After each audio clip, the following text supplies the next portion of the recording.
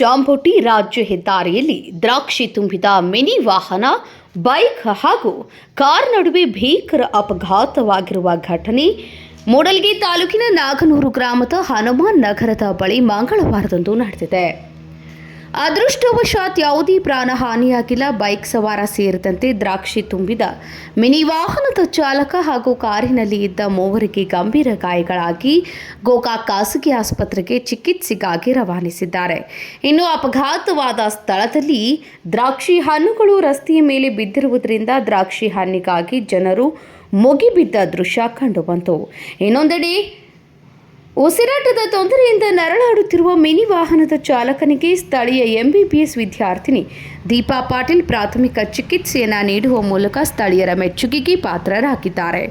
ಘಟನಾ ಸ್ಥಳಕ್ಕೆ ಮೂಡಲಗಿ ಪೊಲೀಸ್ ಅಧಿಕಾರಿಗಳು ಭೇಟಿ ನೀಡಿ ಪರಿಶೀಲನೆ ನಡೆಸಿದ್ದು, ರಸ್ತೆ ಎರಡು ಬದಿ ಟ್ರಾಫಿಕ್ ಜಾಮ್ ಆಗಿದ್ದರಿಂದ ಸುಗಮ ಸಂಚಾರಕ್ಕೆ ಪೊಲೀಸ್ ಅಧಿಕಾರಿಗಳು ಹರಸಾಹಸ ಪಡುವಂತಹ ಪರಿಸ್ಥಿತಿ ನಿರ್ಮಾಣವಾಯಿತು.